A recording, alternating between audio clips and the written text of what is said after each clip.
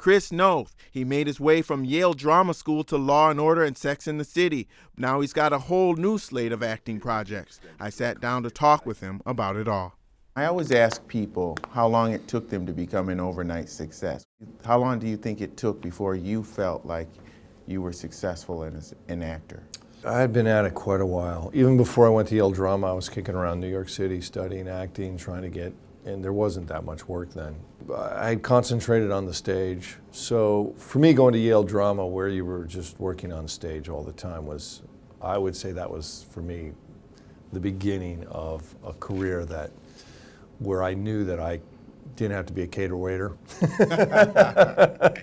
And I'd say by about the time I was 30, I could say, okay, I can actually pay my rent through acting. And then it's sort of been since then. It was very important to you to get the fundamentals down first. Was that something? Yeah, because I started out in rep theater even in college. We had, during the summer, 4 plays in rep, and we would then do them at Marlborough College in Vermont. But I had always read about, you know, the icons of acting, the Stanley Meisner, Stella Adler, and the more I read, the more I hungered. I kind of felt like I need to study with one of them. I never figured I could just pick it up naturally by myself, especially because I was, wanted to be on stage, and I just felt like, for me to really consider myself to be an actor, I've got to come and get to New York and find one of these great teachers. I did. I studied with Sandy Meisner.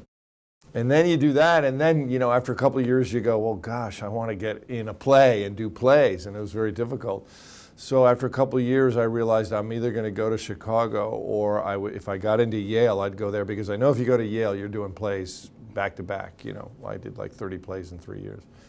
And I got into Yale, thank God.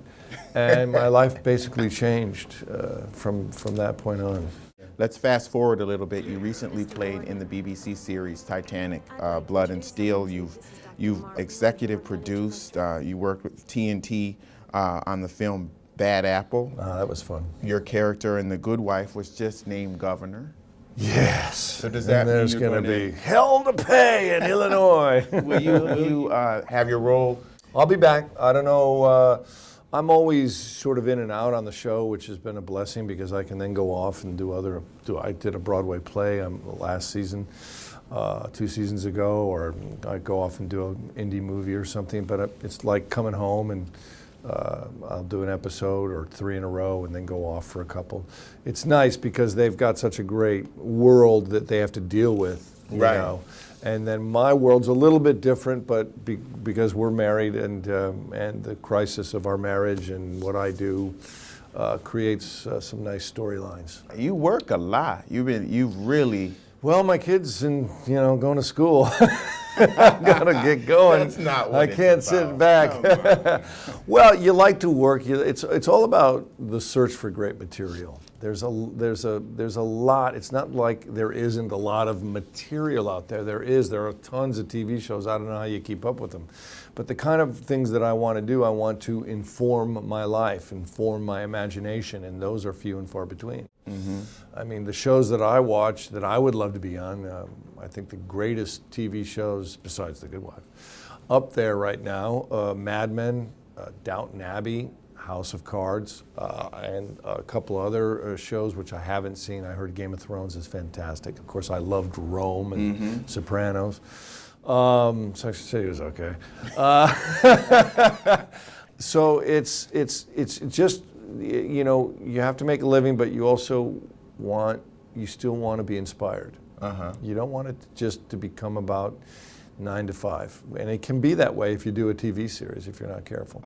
Talking about inspiration, you were born in Madison, Wisconsin. Madison, Wisconsin. My whole family's from Madison. I went to school there for the sake Great of university. Full disclosure. I love that town. But your mother was a reporter. Jean Parr. For CBS. How did that influence? She started in the weather, actually. She started as a weather girl, and they liked her, and she did some local stories, then pretty soon was a full-fledged CBS News reporter. How did it impact my life?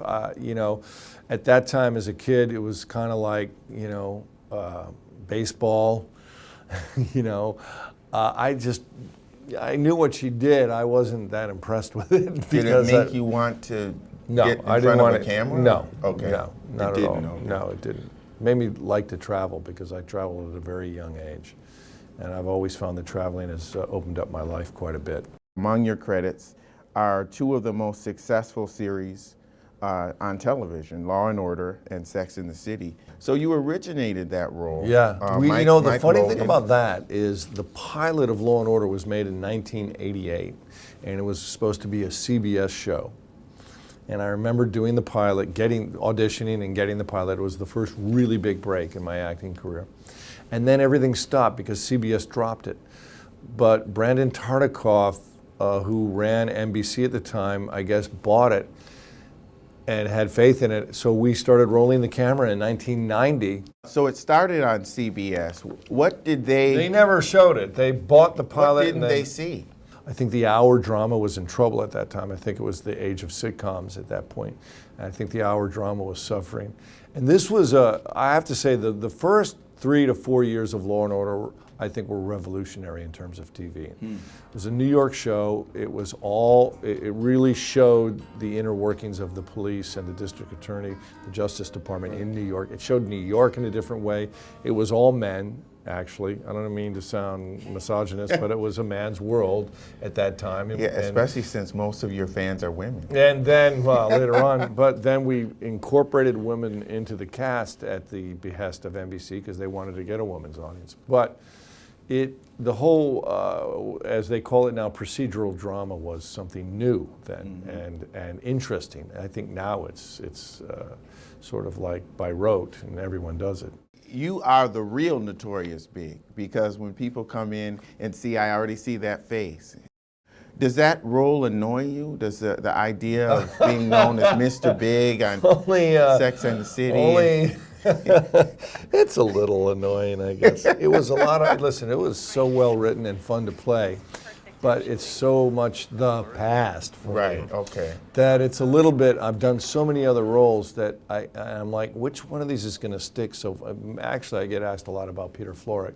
Okay. But, even so, it's like, which one of these am I finally going to get off of that Mr. Big roller coaster? I don't know if I ever will, but I'm going to damn well try. Is it really one of those things that you deal with on a daily basis? Well, it's good and bad. I think it's not helpful if people have that vision of me when I want to do other roles in terms of producers and directors. If they can't see beyond that, that can be a problem, and I have to really work hard to get them not to see that. And I have to, audition basically still to sort of destroy that image. I think this movie that's coming out, Lovelace, is going to sort of show people that I have a lot of different sides to me, but you never know. I think that you've proven that I don't know, many but, times over. You never know why a role sticks in people's minds. It's kind of like a burr. They won't let go of it. You did a damn good job with it. I have a few questions from my Facebook people. First of all, wow. When I said that I was interviewing you, the women just exploded my page. That's hopeful. And man, indeed it is. A lot of them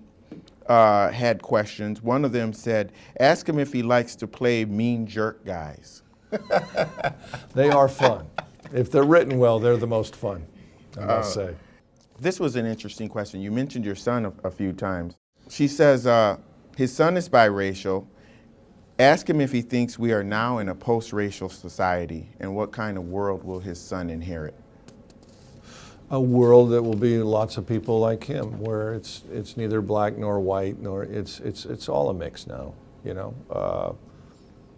it's all organically. I see it as just a natural evolution, not a problem at all, and the way it should be. We're all getting together. We're all mixing it up. And I saw a lot of references to your wife.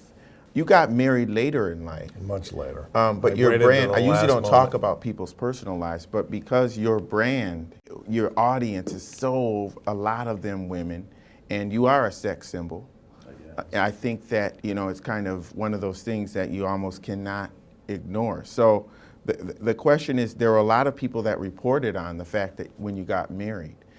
Did that affect you in any way, career-wise? We kept that marriage really tight, I was amazed that it even got out. I mean, it was in a remote spot. We didn't tell anybody. Why?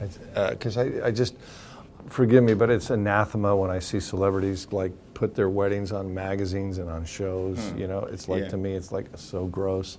I'm sorry, it just is. And it's just private. I don't get anything out of having anything about my family or anything like that on a cover of a magazine or a newspaper or anything like that. And I mean, we did pretty well.